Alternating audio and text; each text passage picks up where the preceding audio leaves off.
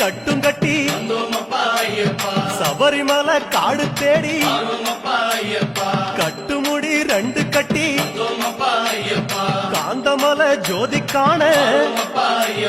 சபரிமலை பயணந்தானப்பா சாமி வழி துணையா வந்து சேரப்பா சபரிமலை பயணந்தானப்பா சாமி வழி துணையா வந்து சேரப்பா குருசாமி கால தொட்டு கூடி ஒரு சரணமிட்டு புலியேறும் பொன நினைச்சு